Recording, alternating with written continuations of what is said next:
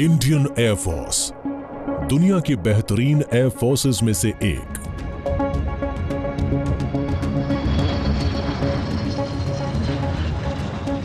India के पास 15,000 kilometre का land bound border है, जिसमें शामिल है हिमालय का इलाका।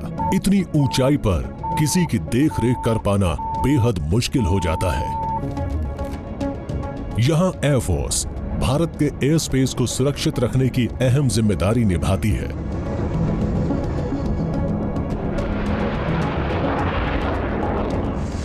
और साथ ही साथ दूर दराज के इलाकों में तैनात ग्राउंड फोर्सेस तक सामान पहुंचाने की और उन्हें सही सलामत रखने की भी। लेकिन खतरनाक ऊंचाइयों पर मुश्किलें बढ़ जाती हैं।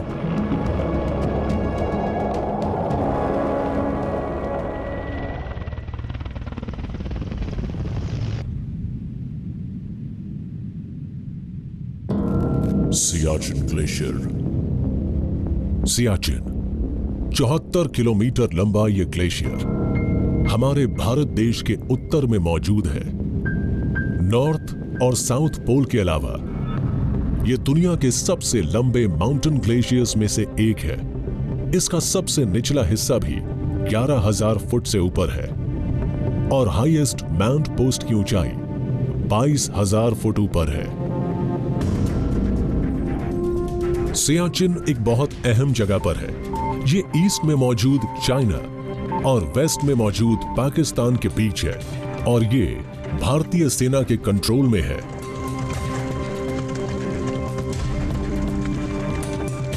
यहां भारतीय सैनिक सियाचिन और आसपास की चोटियों पर 100 से ज्यादा पोजीशंस पर अपना कंट्रोल बनाए हैं।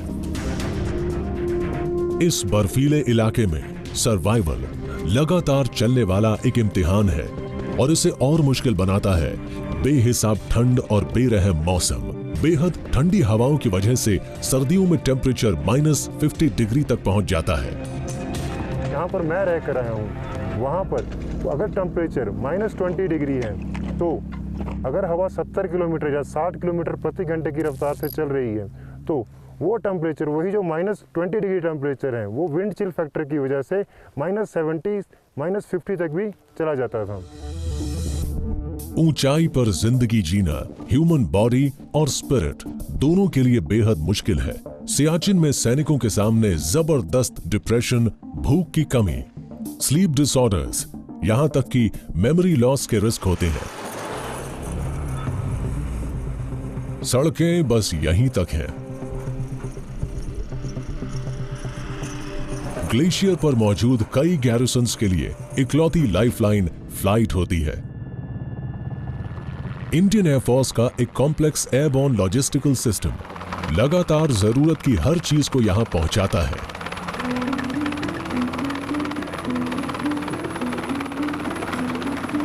जैसे केरोसिन, हीटिंग और कुकिंग के लिए, खाना, पानी और एम्यूनेशन। सियाचिन सप्लाई लाइन के पहले लेग को संभालते हैं फिक्स्ड विंग एयरक्राफ्ट।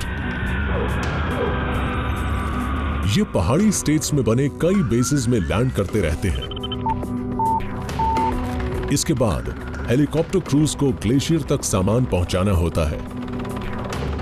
क्रूज बर्फीली नदियों पर बने हेलीपैड्स पर डिपेंडेंट है। सियाचिन में एयर मेंटेनेंस एक जबरदस्त लॉजिस्टिकल चैलेंज होता है और इसके लिए जरूरत पड़ती है एयरक्राफ्ट और सैनिकों की, जो कि इस जानलेवा इलाके में हजारों किलोमीटर पे एक्टिव रहते हैं।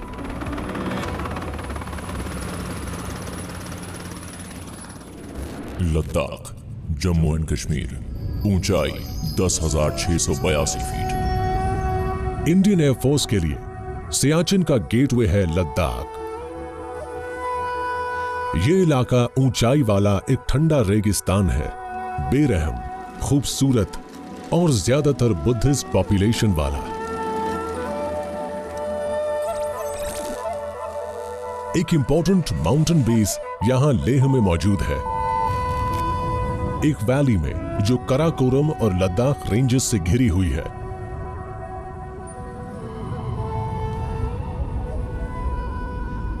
Leh air force base, Ladakh, Jammu and Kashmir, 10,682 feet. Siachen पर हाई ऑल्टीट्यूड एयर मेंटेनेंस के सिलसिले में लेह एयरफोर्स बेस एक बहुत ही क्रूशल एयरबेस है। सिर्फ ग्लेशियर कैप्टन्स ही सियाचिन तक की फ्लाई कर सकते हैं और इस सर्टिफिकेशन को हासिल करना बहुत मुश्किल है। स्क्वाड्रन लीडर खुशबू गुप्ता एक ऐसी पायलट है जिन्हें इस बहुत ही खास स्टेज से नवाजा गया है। हाई ऑल्टीट्यूड्स पर फ्लाई करना बहुत चैलेंजिंग है।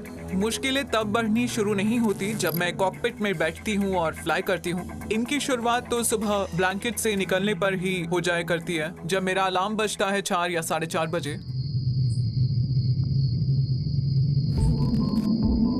खुशबू सियाचिन पायनियर्स के साथ काम करती है। इस हेलीकॉप्टर यूनिट का काम है ग्लेशियर की सबसे मुश्किल पोस्ट तक सपोर्ट पहुंचाना। इन्हें जबरदस्त ठंड के मुताबिक खुद को ढालना पड़ता है। इन्हें और इनके कॉमरेड्स को फ्रॉस्ट बाइट से बचने के लिए बैटरी हीटेड बूट्स पहनने पड़ते हैं।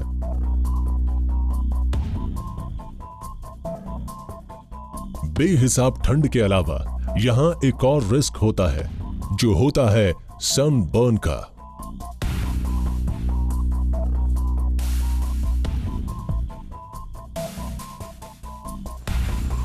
सियाचिन पायनियर्स को अक्सर इमरजेंसीज का सामना करते रहना पड़ सकता है। इनके पास मेडिकल इवैक्यूएशन के लिए एक कॉल आई है।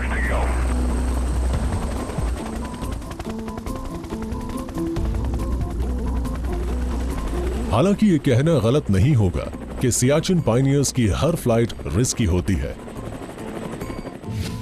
सियाचिन पायनियर्स चीताज और इसके अपग्रेडेड वर्जन चीतल्स को उड़ाते हैं। 2 टन वजन वाली इन मशीन्स के सिंगल इंजन्स इन्हें 23,000 फुट की ऊंचाई तक ले जाते हैं। चीता हेलीकॉप्टर ज्यादा सामान नहीं ले जा सकता है, लेकिन सियाचिन ग्लेशियर में कई ऐसी पोस्ट हैं जहां बड़े सप्लाई हेलीकॉप्टर्स नहीं जा सकते हैं। ऐसे में चीता क्रूज लगातार फ्लाई करता है और खतरनाक मौसम से लुका छुपी करता रहता है। खुशबू एक कैजुअल्टी को इवैक्यूएट करने के लिए एक फॉरवर्ड पोस्ट पहुंची है। इस ग्लेशियर पर अक्सर ऐसा होता रहता है। ज्यादातर इमरजेंसीज ऑक्सीजन की कमी की वजह से होती हैं।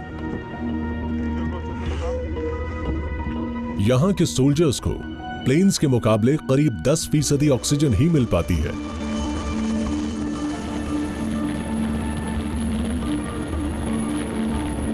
ऊंचाई वाली जगहों में रोजमर्रा की वॉकिंग, कुकिंग या खाना खाने जैसी मामूली एक्टिविटीज भी जबरदस्त फिजिकल चैलेंजेस लेकर आती हैं।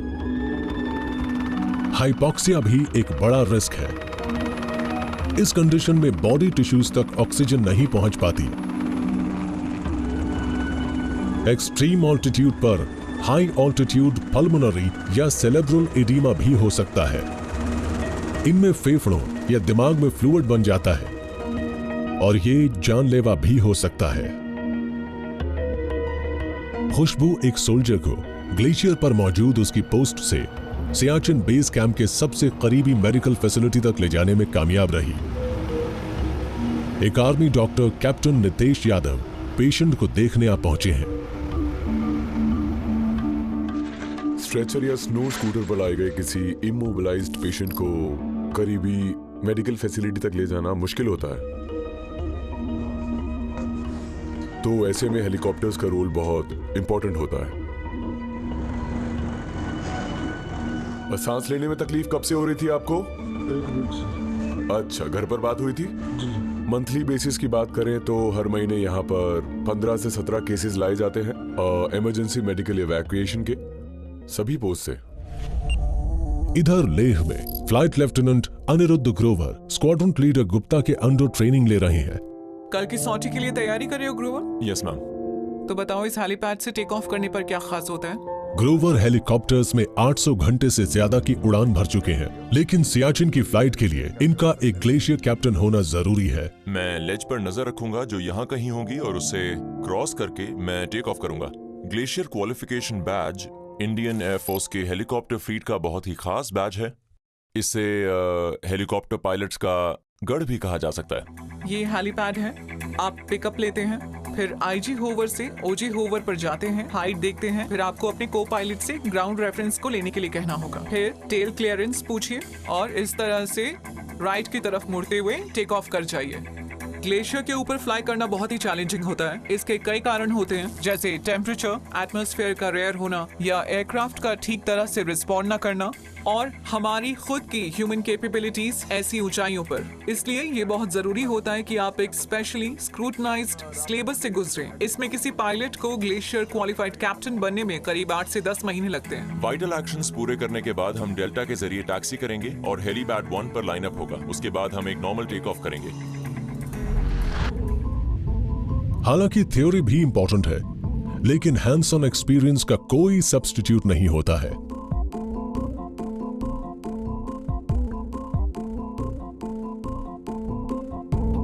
इन ऊंचाइयों पर हेलीकॉप्टर को उड़ाना अपने आप में ही बहुत चैलेंजिंग होता है और हेलीकॉप्टर काम करता है प्रिंसिपल ऑफ लिफ्ट पर। ये लिफ्ट जनरेट होती है रोटर्स के जरिए।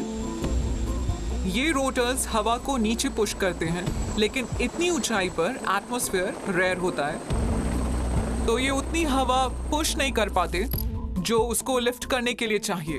तो ऐसे में पूरी पावर चाहिए होती है इंजन की टू लिफ्ट और स्किल चाहिए होती है पायलट की टू टेक ऑफ।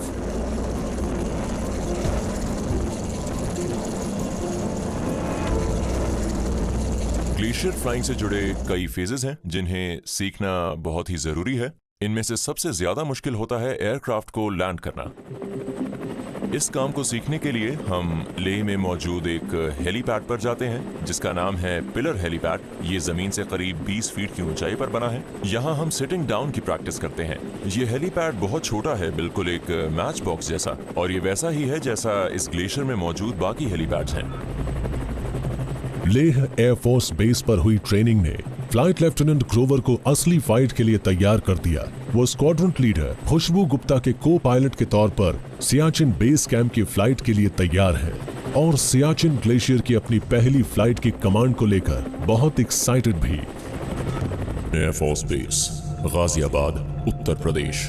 ऊंचाई 700 फीट।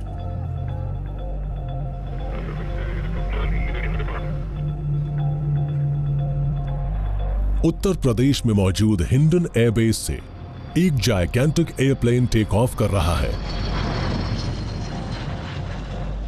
इसमें 77 टन मटेरियल और सप्लाईज हैं। इसकी मंजिल है लेह, लद्दाख। सियाचिन ग्लेशियर की हिफाजत करने वाले इंडियन सोल्जर्स के लिए ये एक लाइफलाइन है और हर हफ्ते ऐसी बहुत सी फ्लाइट्स यहां से रवाना होती हैं।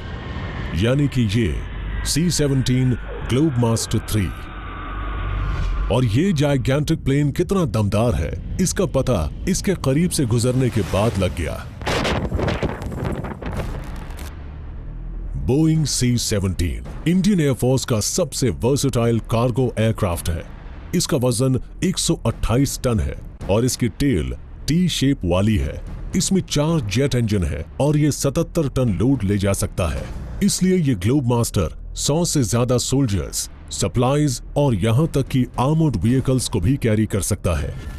C-17 के pilot wing commander Rahul Singh high altitude air maintenance की जरूरतों को अच्छी तरह से जानते हैं। C-17 आज इंडियन एयरफोर्स में मौजूद सबसे केपेबल मिलिट्री कार्गो प्लेन है। ये बहुत केपेबल प्लेन है। इसमें फ्लाई बाय वायर वाली लेटेस्ट टेक्नोलॉजी इस्तेमाल हुई है। ये करीब 75 टन वजन ले जा सकता है, जो कि एक बहुत ही बड़ी फिगर है, यानी करीब 75,000 किलो। ये किसी टैंक को, साथ में दूसरे हैवी व्हीकल्स को या फिर बहुत जरूरी चीजों को भी लाद कर ले जा सकता है। जब प्रेशर ज्यादा हो तब ये बड़ा सा प्लेन कामयाबी और नाकामी के बीच का फर्क तय करता है। मैं एक मिसाल के जरिए आपको समझाता हूँ। मान लीजिए 45 टन लोड दिल्ली से लेह तक पहुंचाना है, तो बाय रोड इसके लिए करीब 25 ट्रक्स चाहिए होंगे, बहुत सी मैन पावर और करीब 1 हफ्ते का टाइम चाहिए होगा। और यही काम अगर C-17 के जरिए करें तो 45 मिनट में सामान लोड हो जाएगा और सिर्फ 50 मिनट में यह सामान लेह तक बहुत आराम से पहुंच जाएगा। ये है एरियल पोर्ट, एक बड़ा सा वेयरहाउस। यहाँ क्वार्टर मास्टर्स हर तरह का सामान रखते हैं। ऑल टेरेन्स व्हीकल जैसे कि ये जिप्सी से लेकर हर तरह के बैरल्स तक। सामान कुछ ही मिनटों में प्लेन तक पहुंच जाता है।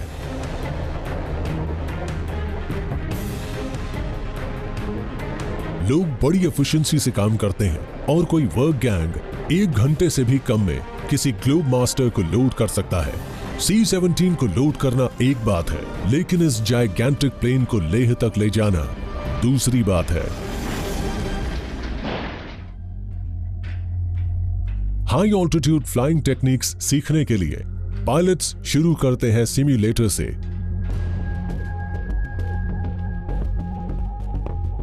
विंग कमांडर सिंह और उनके को pilot flight lieutenant GL Vineet एक फ्लाइट को लेह में लैंड कराने के लिए सिम्युलेट कर रहे हैं।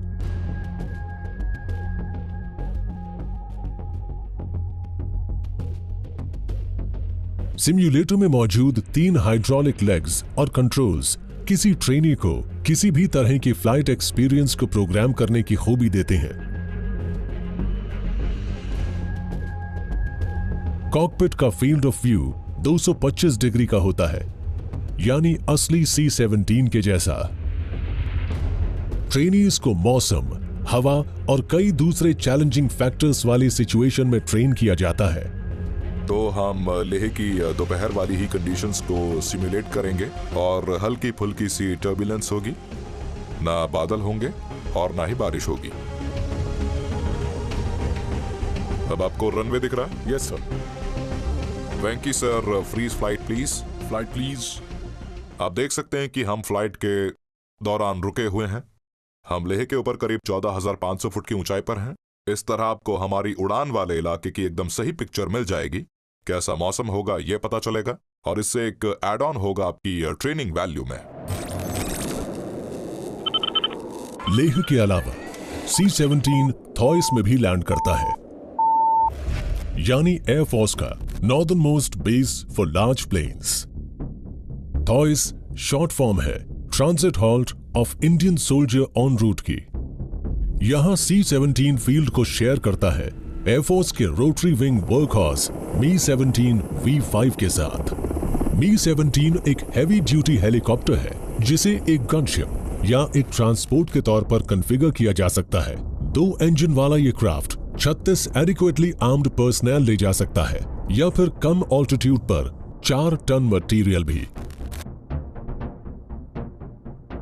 Mi-17s 20,000 फुट की ऊंचाई तक जा सकते हैं, यानी ये सियाचिन के लिए बिल्कुल परफेक्ट है। लेकिन थिन एयर में ये सिर्फ कम वजन लेकर ही जा सकते हैं।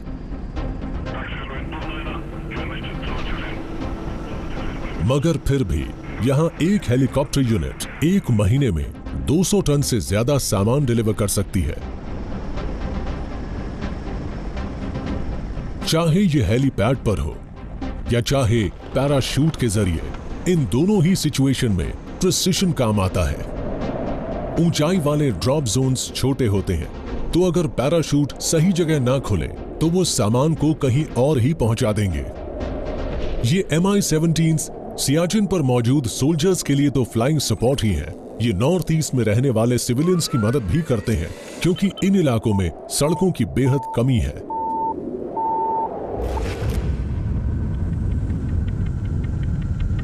इस इलाके का टेरेन सियाचिन के मुकाबले कम स्टीप है, लेकिन यहां धुंध रहती है और बारिश भी अक्सर पायलट्स को चैलेंज करती रहती है। जीरो अरुणाचल प्रदेश, ये एक एडवांस्ड लैंडिंग ग्राउंड है। यहां से ट्विन इंजन Mi-17s मुश्किल पहुंच वाले सिविलियन विलेजेस को सपोर्ट मुहैया कराता है। यहां कई दिनों से बारिश हो रही है और Mi-17 स्टैंड बाय पर है। स्क्वाड्रन लीडर रोमित बुधवा अपने हेलीकॉप्टर को देखने के लिए आए हैं, जबकि उनके दूसरे साथी पायलट अपने गेम को निखारने में लगे हैं। बेस की लाइफ के साथ सुस्ती भी जुड़ी है और चुस्ती भी, एक किस्म की hurry up and wait mentality. हो सकता है कि कल आसमान साफ हो जाए। अरुणाचल प्रदेश के जीरो में बारिश की वजह से एयरफोर्स का पावरफुल MI-17 उड़ान नहीं भर पा रहा है। नॉर्थ ईस्ट में मौसम प्री मानसून और मानसून सीजन में बहुत ही डायनामिक होता है। आपने देखा होगा कि हम पिछले 4 दिन से सिर्फ इंतजार कर रहे हैं। बारिश भी हो रही थी और बादल भी नीचे थे, पर आज 5वें दिन मौसम थोड़ा खुला है, बादल ऊंचाई पर है और हवा काफी तेज चल रही है। स्क्वाड्रन लीडर बुधवार ने मौसम में सुधार का फायदा उठाने की कोशिश की है ताकि इंतजार कर रहे आम लोगों तक सामान पहुंचाया जा सके।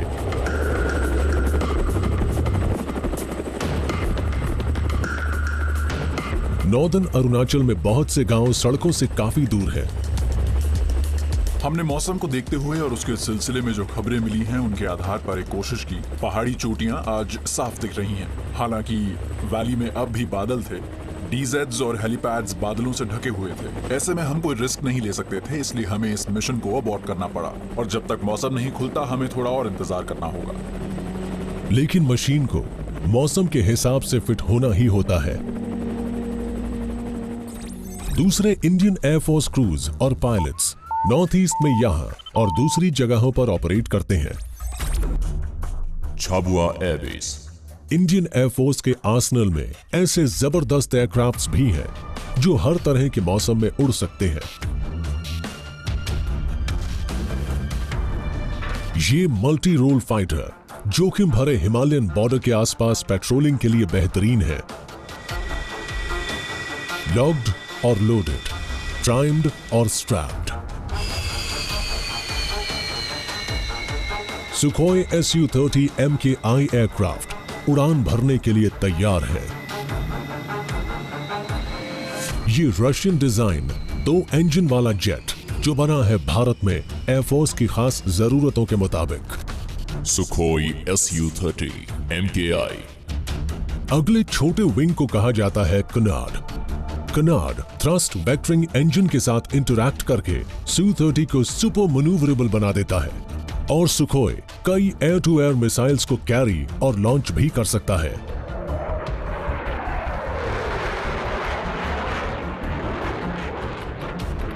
कॉम्बैट में Su-30 दुश्मन को दहला देता है। इसके रेडार सिस्टम्स सैकड़ों किलोमीटर दूर से ही अपनी तरफ आते किसी एयरक्राफ्ट का पता लगा सकते हैं।